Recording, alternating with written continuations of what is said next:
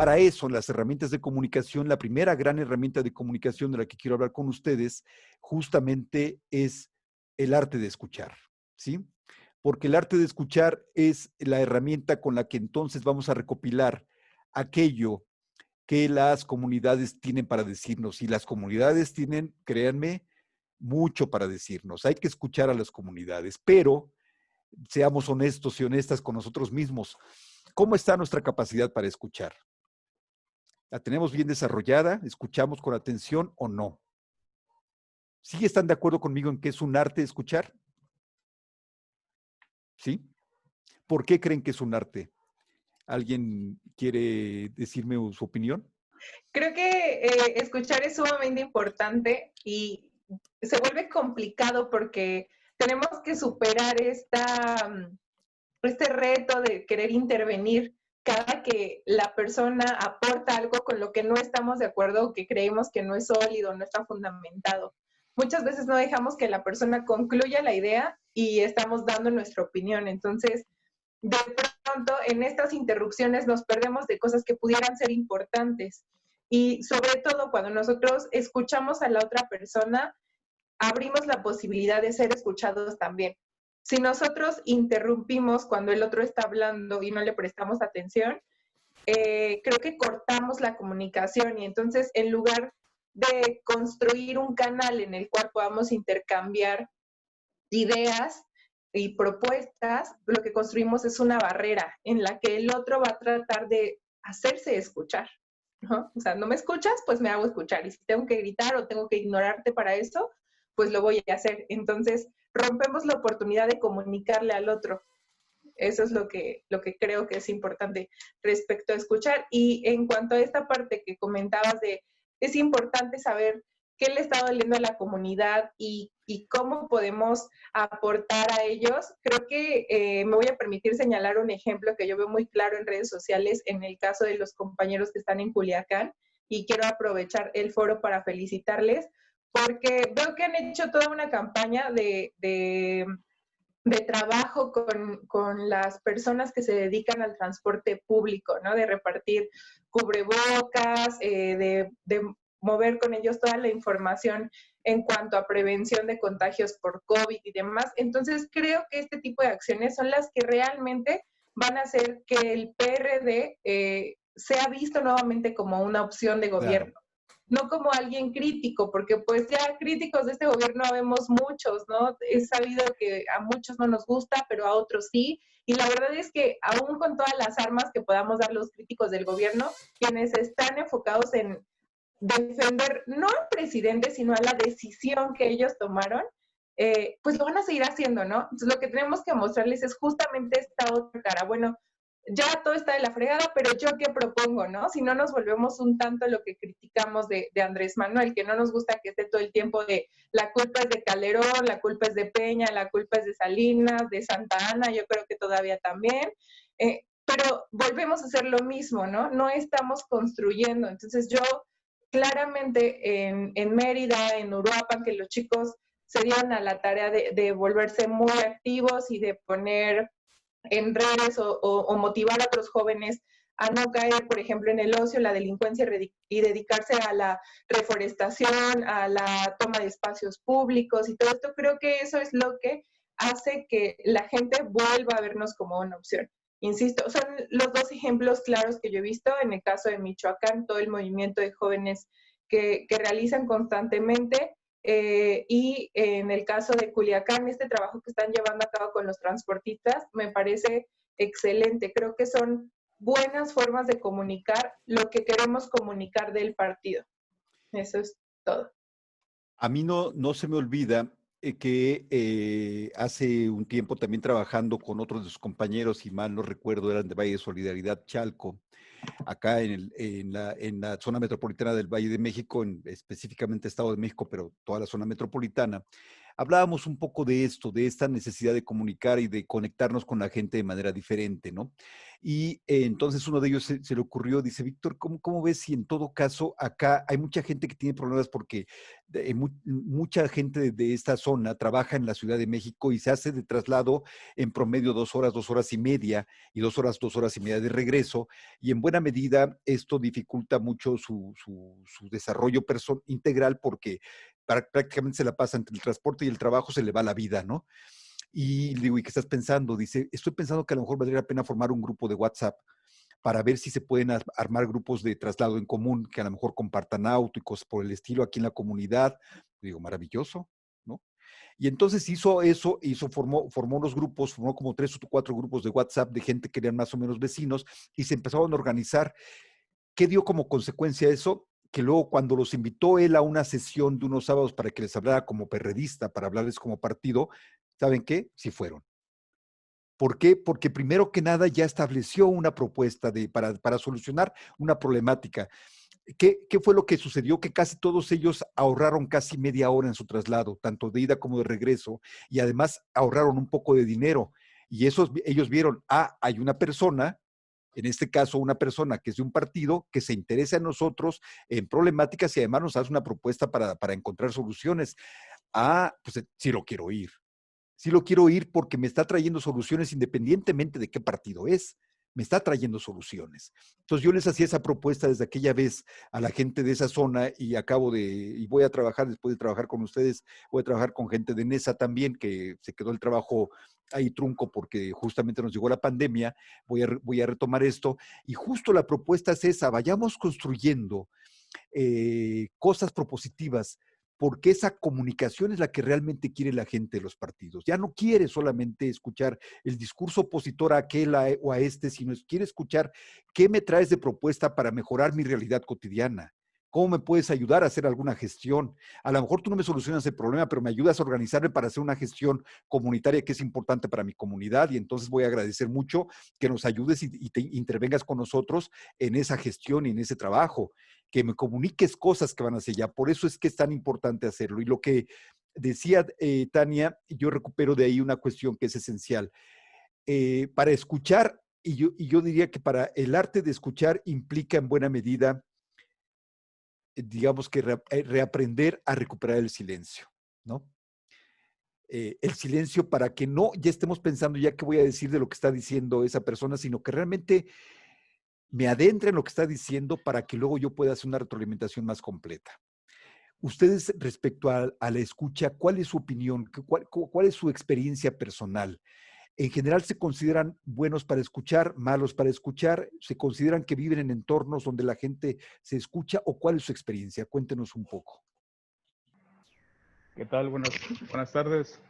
Bueno, lo que pasa es de que lo que yo rescato acerca de lo que comentabas acerca de que la gente quiere escuchar, que le puedas apoyar con con diferentes matices, desde cómo bajarles un proyecto, hacer gestión. Pero yo creo que aquí lo que realmente importa es que la gente quiere ser escuchada. Muchas veces no somos buenos escuchas, no somos, o sea, dentro del proceso de comunicación, oír y escuchar son dos cosas totalmente diferentes. Oír podemos escuchar, podemos oír sonidos, pero escuchar le damos un contexto, le damos una forma, captamos una idea, un mensaje, una emoción, y entonces podemos darle un contexto totalmente diferente a esto. Si nosotros ponemos atención a lo que otra persona dice, somos buenos escucha y podemos completar ese proceso de diálogo o de habla. Entonces, para que nosotros podamos salir a la comunidad, más que la gente nos pueda escuchar, nosotros tenemos que aprender a ser buenos escuchas y recibir la información de la persona que está enfrente de nosotros diciéndonos cuál es su problemática, qué es lo que quiere que le podamos resolver, en dónde podemos intervenir, y una vez que lo podamos escuchar detenidamente, poder entonces sí aportar de forma positiva a las causas que se necesitan. Debemos aprender a ser buenos escuchas antes de ser buenos oradores. Ese es mi punto de vista. Estoy totalmente de acuerdo con Víctor. No sabemos escuchar. ¿Por qué? Porque todos queremos ser escuchados. O sea, ahí te doy la razón en todo lo que comentaste. Lo que buscamos es que nos escuchen, entonces, por lo tanto, con quien nos topamos, no vamos a escucharlo, sino vamos a querer satisfacer nuestra necesidad de querer ser escuchados. Entonces, sí creo que es como algo que tenemos que empezar a entrenarnos. Yo soy mucho de entrenamientos mentales para poder cambiar creencias, para poder cambiar actitudes, para poder ser mejor cada día, ¿no? Entonces, sí es algo en lo que debemos de trabajar porque pues es una situación inconsciente, vamos por la vida queriendo ser escuchados. Entonces empezamos a tocar un tema con X persona, inmediatamente queremos hacer ver nuestro punto de vista, ser escuchados, y pues luego por ahí es donde surgen las discusiones, ¿no? Que no nada más queremos ser escuchados, sino que queremos tener la razón.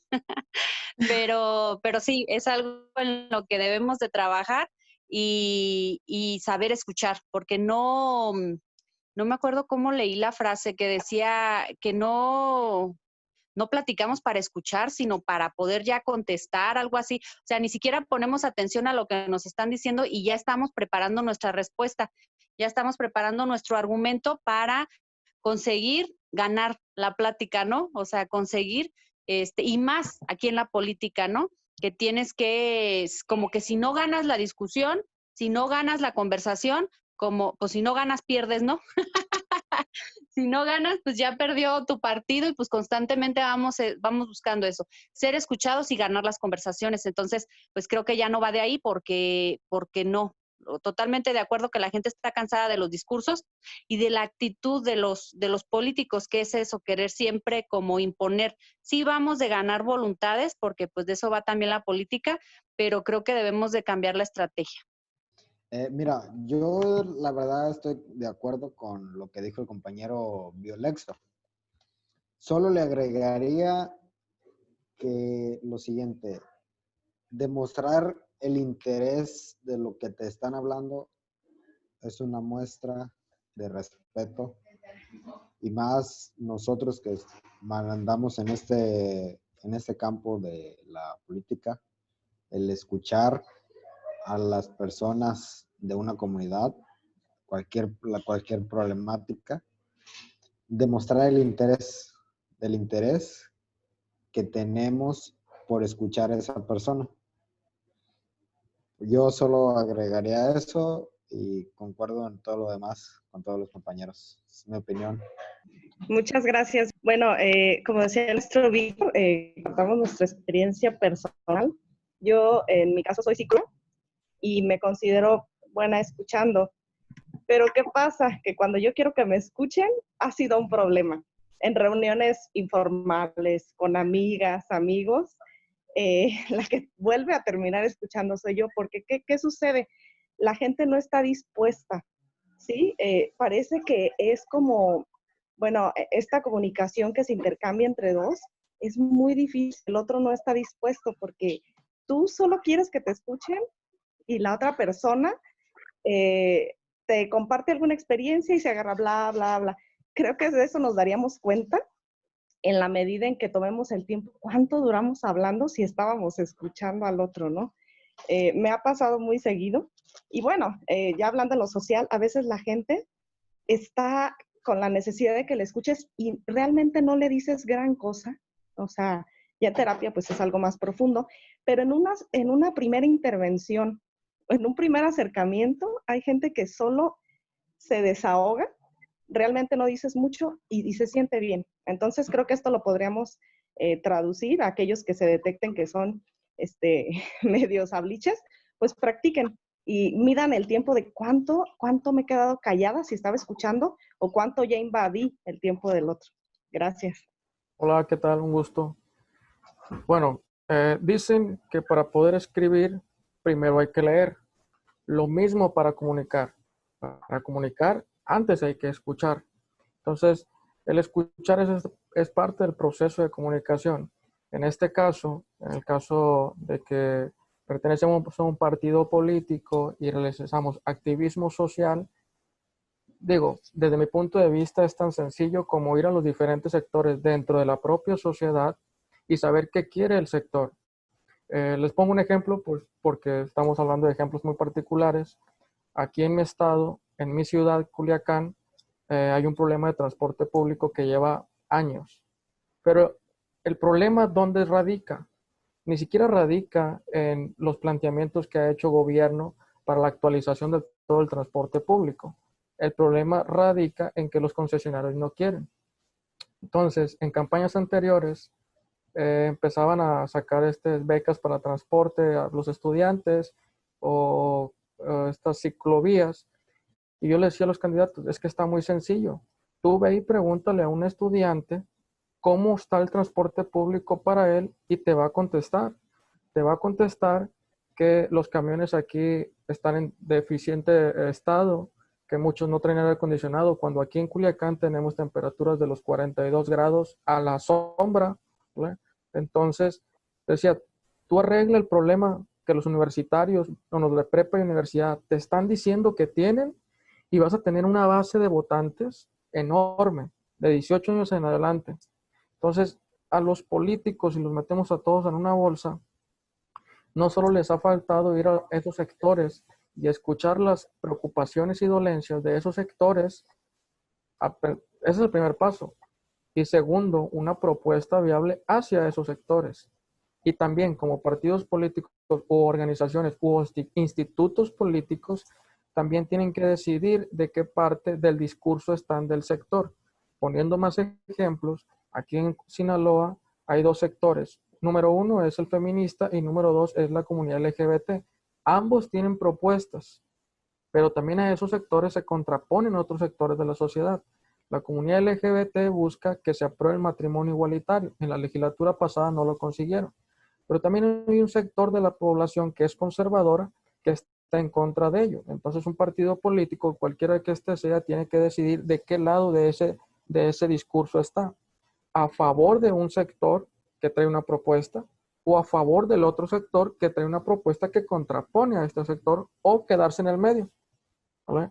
Entonces, de la parte de llevar esa comunicación, lo primero es escuchar, obviamente.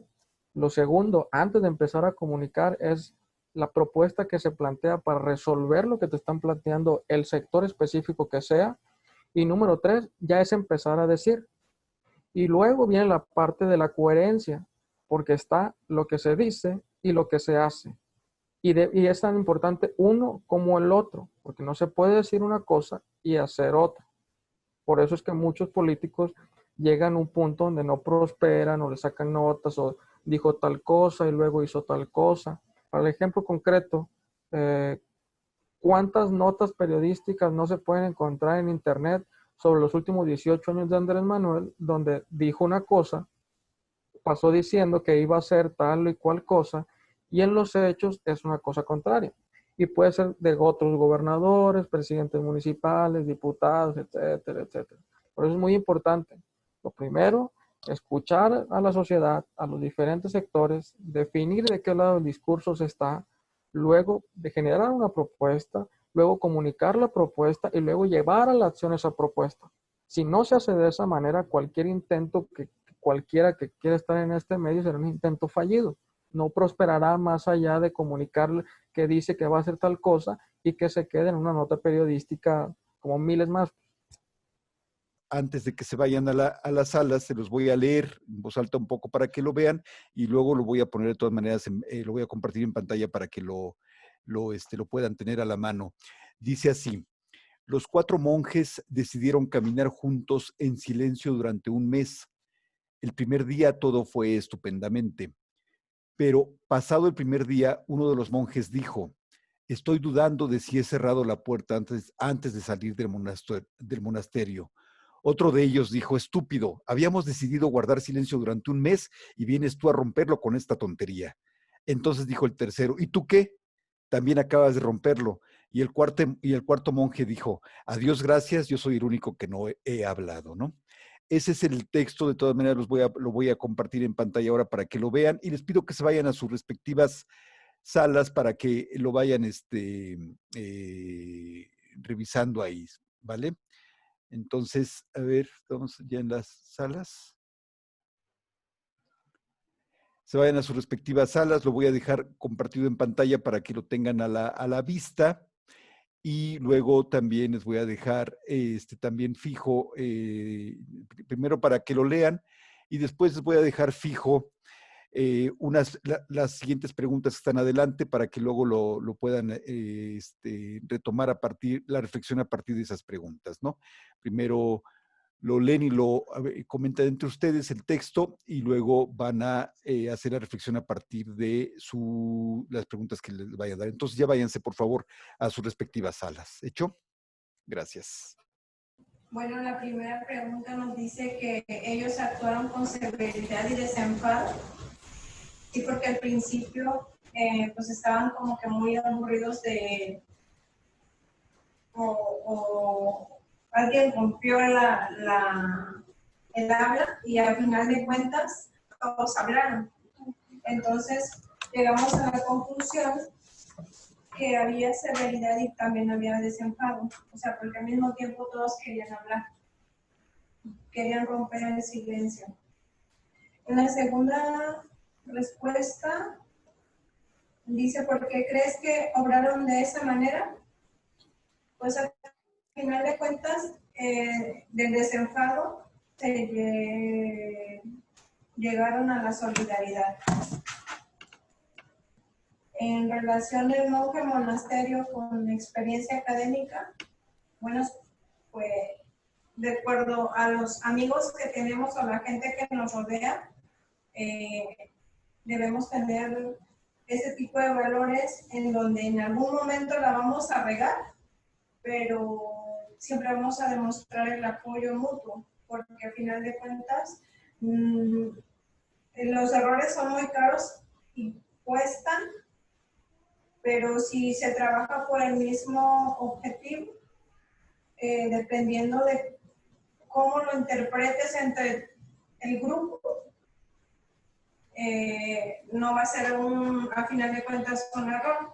Por eso nosotros lo estamos enfocando a que hubo solidaridad entre ellos. El otro ejemplo es que si recuerdas tu propia experiencia, sinceramente sí la he regado. Bueno, mis compañeros también llegamos a la misma conclusión, que en alguna experiencia laboral o personal en la familia, igual hemos tenido errores en los cuales, pues sí la hemos regado, pero hay manera de subsanar aquello, ¿no? Ok. Dice, pues, podría haber sido la actitud de los otros monjes cuando el primero habló y el de los dos últimos cuando el segundo habló. Pues siguieron una instrucción, pero al final volvemos a lo mismo. Unificaron esfuerzos para poder sentirse, y bueno, no hacer sentir mal al primero, porque el primero fue para juzgarlo, fue muy directo. Pero como los otros dos no habían participado, tuvieron que romper el habla. Entonces, es por eso que nosotros llegamos a la conclusión que todos querían hablar, que todos participaron en ese rol y se solidificaron. Bueno, ¿me escucha? Sí. Sí, ok, gracias. El propósito que se hicieron los 4 monjes, evidentemente, al romperlo, pues asumen una actitud negativa, que podría ser la respuesta 1. Y esto, a mi manera de entender, y respondiendo la pregunta 2, es que no hubo la preparación, el plan y los objetivos suficientemente claros del por qué buscar ese silencio durante el trayecto de su.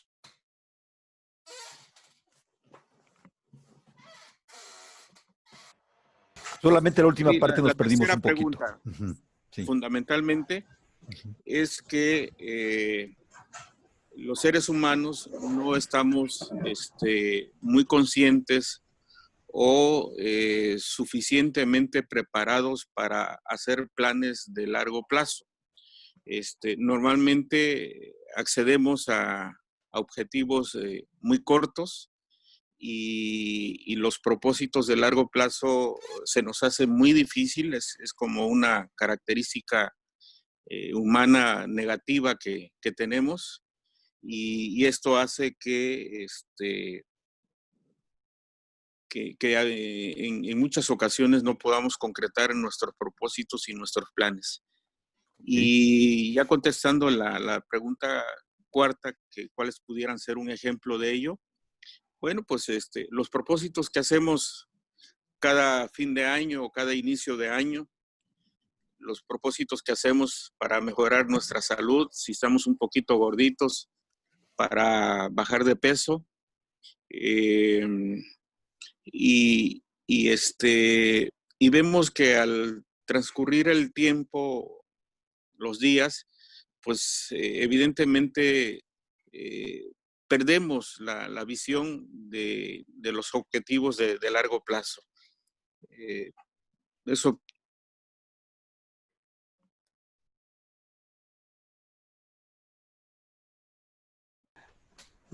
Voy a terminar, ya que Ajá. el ingeniero ahorita nos escucha. La otra pregunta decía, ¿cuál podría haber sido la actitud de los otros monjes cuando el primero habló? Pues alguna acción con gestos, ¿no? Ya sea el típico de guardar silencio, y el de los dos últimos, pues volvemos a lo mismo, algún gesto, alguna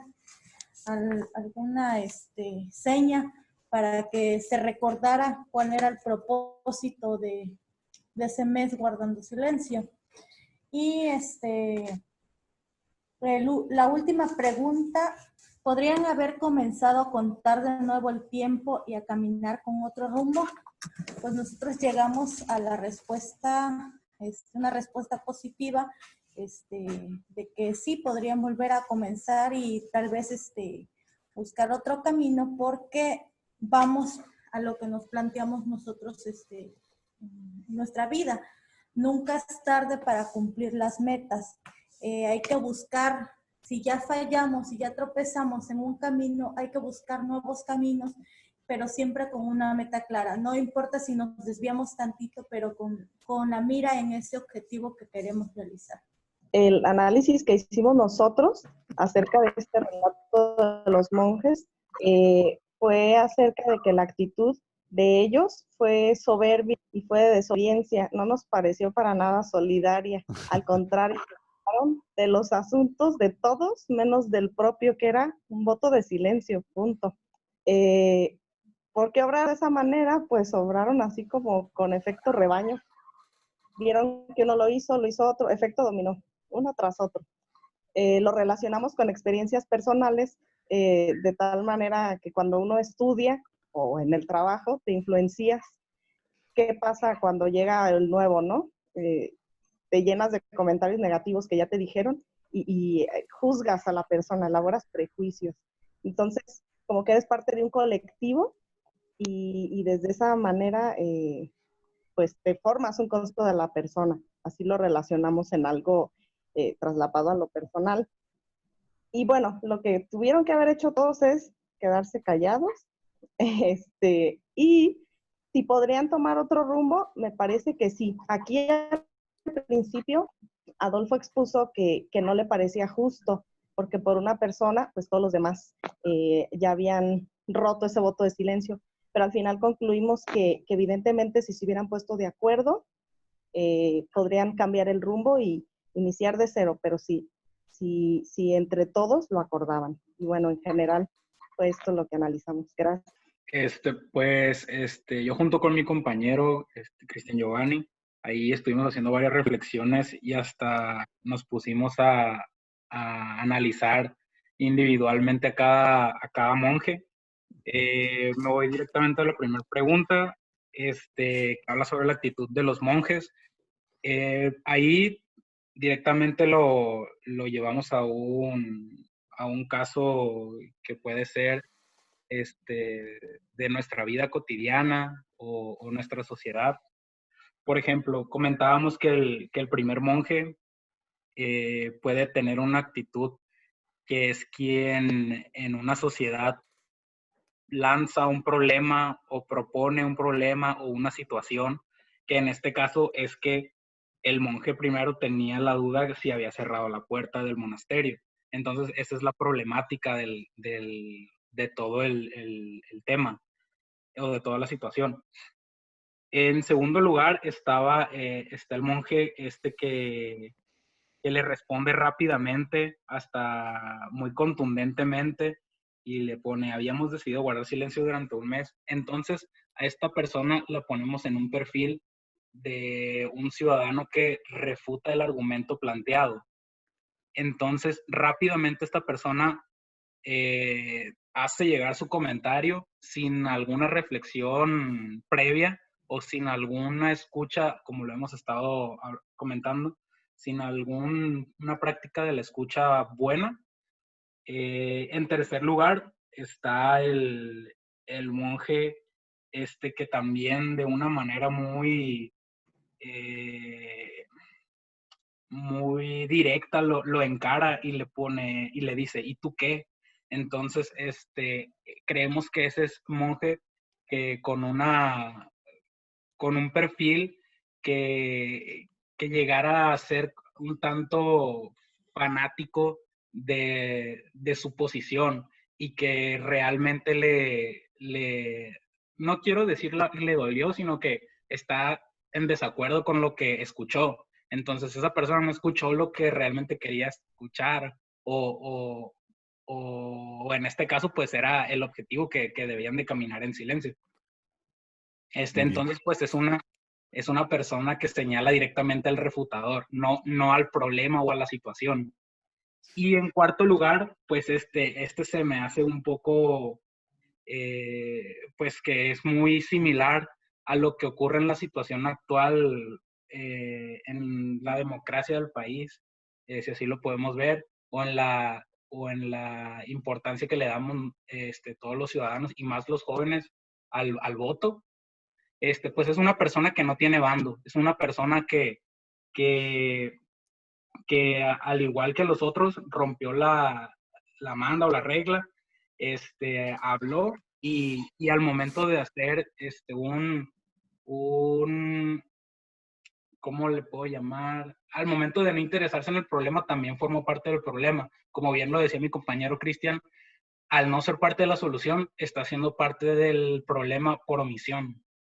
Entonces, pues estos son los perfiles de los 4 monjes, así rapidito los expliqué. Y me voy a las otras preguntas. ¿Por qué crees que obraron de esa manera? Bueno, como ya lo han comentado otros compañeros, pues estos monjes no tenían una buena práctica de la escucha, tanto de la respuesta o contrarrespuesta que dieron. Algún ejemplo que nos comentó, mi compañero aquí comentó que durante la escuela, en una etapa donde era presidente de una sociedad de alumnos en la universidad, pues por ahí prometió algunas cosas de más por presión de llevar a cabo algún evento de esos que se hacen durante la universidad. Y pues esto lo hizo, pues lo hizo inconscientemente al estar presionado. Entonces, pues nosotros también, cada uno de nosotros a lo mejor tenemos alguna situación de la vida en donde es similar a esta. Y pues, ya nada más como fin de la historia de nuestro compañero, pues sí, todo salió muy bien el evento. Otra pregunta, las finales. Que las otras actitudes de los monjes, pues como ya lo han comentado también, hubiera sido muy bueno también que tomaran una solución en vez de estar culpando a otros, o alguna solución práctica. Pudo haber sido pues hacer la señalización de guardar silencio, y si el problema era que había dejado la puerta del monasterio abierta, Entonces, pues hacerle la señal de que se regresara para que pues verificara esto y en caso de haberla dejado abierta, pues que la cierre. Y es ahí donde nos topamos con la última pregunta, que si pudieran haber comenzado a contar de nuevo el tiempo y a caminar en otro rumbo. Claro, sí estamos de acuerdo con esto, que no por una caída o algún error que se cometió ya todo el objetivo ya fracasó. Claro que no. Estamos conscientes de que puede haber varias opciones. Ahí ya depende del discurso o el diálogo que ya iban a tener, de la decisión que se iba a tomar. Bueno, de la primera pregunta de cuál ha sido la actitud de los monjes, llegamos a una situación con la compañera de que pues, se pueden obtener dos respuestas en esa pregunta. En cuestión de una respuesta sería en la unidad, en cumplir en un objetivo. Cuando no se cumple una meta, todos se atacan a buscar echar la culpa y nadie se toma la parte de que le corresponde, por cual no se cumplió el objetivo primordial. Y la segunda respuesta fue cuando el monje dijo que si se acordaba si se había dejado la puerta abierta o si la había cerrado. Es como al momento cuando a uno le surge una idea y se le surge una idea y en lugar de apoyarlo, de decir, ¿en qué consiste? Es atacado por los demás. No le dan la ayuda necesaria y en lugar de ser escuchado, de escuchar la idea clara que tenga la persona, es atacado. Entonces creo que en esa pregunta sí tuvimos esas dos respuestas. En la segunda, que ¿por qué crees que obraron de esa manera los monjes? Pues es simple, cuando no se logran los objetivos de una manera grupal, pues se vuelve a atacar unos con otros, se echan la culpa, cuando en sí la problemática principal es porque no sabemos escuchar o no sabemos comunicar. Otra de las preguntas que fue que se relacionara monje monasterio con tu experiencia académica o personal, pues es el trabajo de día a día, el trabajo en equipo, cuando no cumplen las metas, como en la escuelita, que deja el profe una tarea y un trabajo en equipo y si no se cumple, es que aquel fulano de tal llegó tarde, es que Luis llegó, andaba crudo o llegó borracho, ni se apareció, no vino. Entonces, en vez de dar solución, se buscan culpables. Y la otra ¿cuál podría haber sido la actitud de los otros monjes al haber escuchado cuando el primero habló? Pues simple es buscar una solución ante las adversidades. Le comentaba yo a la compañera que cuando en el ámbito profesional tenemos un proyecto y que lo vemos caminar, y si vemos un error, tenemos que regresarnos, tenemos que buscar las adversidades, tenemos que buscar las soluciones y no buscar la lamentación, no buscar los culpables, sino dar las alternativas, buscar las soluciones ante todas las problemáticas y adversidades que se puedan presentar. Okay. Y por último, la última pregunta, ¿cuál podría haber comenzado a contar de nuevo? Yo creo que lo relaciono con el trazar juntos de manera, si es un equipo de manera grupal, trazar de nuevo un objetivo, trazar una meta en común que todos y volver a empezar. No pasa nada si dejas una meta ya trazada Si no te está funcionando, no pasa nada con volverte a regresar y volver a iniciar de nuevo y trazar pero darle al 100% cada uno de los integrantes o de todos en general. Claro. Y esa sería la participación. Muy bien, muchas gracias a los 5 grupos. Fíjense cómo efectivamente buena parte de lo que ustedes dicen tienen toda la razón. No escuchamos claramente una idea o un objetivo, no nos lo apropiamos por lo tanto, y entonces fácilmente lo echamos por debajo, primera situación, ¿no? Pero luego además no somos capaces de ser solidarios con quien lo rompió por primera vez, sino que al contrario, luego nos vamos todos sobre él y pareciera ser que justo en lugar de encontrar la forma de cooperación y recuperar a lo mejor el objetivo para retomarlo, entonces nos vamos encima de este que se equivocó y nos equivocamos también los demás y no nos escuchamos.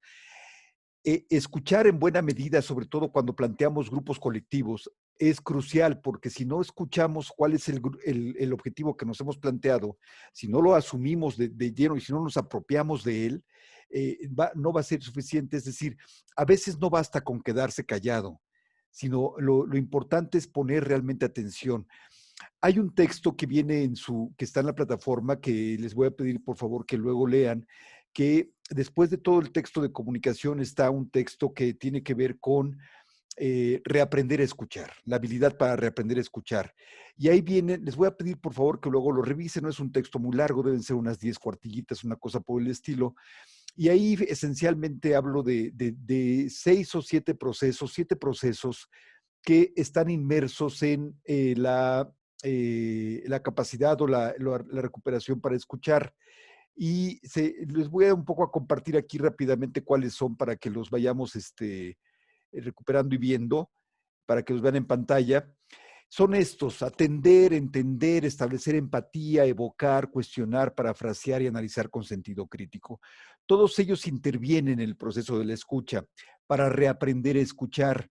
Tenemos que ser conscientes de que en la sociedad en la que hemos sido educados, nunca se nos educó realmente para saber escuchar. Cuando éramos niños, niñas, si queríamos intervenir en una conversación, se nos decía, es una conversación de adultos, cállate. O si incluso ahora a lo mejor le decimos a nuestros hijos, espérate mi amor, dame chance, ahorita te atiendo, y nunca lo atendemos. En realidad, vamos entonces creciendo con ese reconocimiento de que no merecemos ser escuchados. Si queremos ya ser adultos para no escuchar, ya cuando somos adultos voy con una amiga a tomar un café y mi amiga me está platicando de algo y yo ya estoy pensando qué le voy a retrucar o qué le voy a contestar, pero no estoy escuchando lo que me dice, ¿no? Aunque esté en silencio, estoy en realidad ya pensando cuál va a ser mi respuesta. O en algún momento la interrumpo. Y entonces, en realidad, si ella tiene necesidad de ser escuchada para la mejor que yo dé una respuesta comprensiva, que es un poco el trabajo que seguramente casi siempre hacen las psicólogas y psicólogos, Tania, que escuchan y escuchan y escuchan y después retroalimentan. Así tendríamos que escuchar, pero no escuchamos así, sino que escuchamos de tal forma que, insisto, ya estamos pensando qué le voy a decir como mi experiencia personal. Y entonces vamos, no escuchamos, sino que en realidad estamos como en una especie de diálogo de sordos, ¿no? O monólogos que comparten ideas cada quien por su lado, ¿no? Y también luego con mucha frecuencia cuando alguien está hablando lo interrumpimos frecuentemente y no lo dejamos terminar las ideas. Eso en algún momento uno de ustedes lo decía, si mal no recuerdo, no me acuerdo si fue Jairo o fue Giovanni, alguno de ustedes decía algo así, y no los dejamos terminar y tenemos que aprender a terminar de dejar a los demás que terminen sus ideas, porque cuando vamos a comunidades es importante que recopilemos todas las ideas completas de la gente de las comunidades, que sobre todo seamos capaces de aprender a escuchar, no nada más haciendo silencio, como bien decía Horacio, sino que además, en realidad, tengamos atención y analicemos con sentido crítico lo que se nos dice. En su caso, si tenemos una duda, preguntemos, oye, perdón, eso no lo entiendo muy bien, ¿me puedes explicar perfectamente porque me queda duda? ¿No? Que en realidad sientan ellos que estamos estableciendo empatía, que estamos siendo empáticos con ellos, que somos capaces de entender y de ponernos en su lugar de manera genuina, no de manera superficial, sino de manera genuina. Todo ese proceso de reaprender a escuchar Parece muy sencillo ahora que lo hemos dicho en esta sesión, pero ustedes estarán de acuerdo conmigo de que no lo es, no es una cosa sencilla, tenemos que irnos reeducando para escuchar. La tentación de interrumpir cuando alguien está hablando es enorme, no me van a dejar mentir. Y uno quiere interrumpir a toda hora, ¿no? Y la verdad es que luego cuando está hablando alguien más, permanentemente uno ya está pensando en una experiencia similar en lugar de escuchar, de veras escuchar y tratar de entender, tratar de atender lo que se nos está diciendo, ¿no? Entonces, es un proceso complejo, es un proceso en el cual, insisto, creo que tenemos que reaprender. Y por eso les voy a dejar de tarea prácticamente a todos, con excepción de Tania, que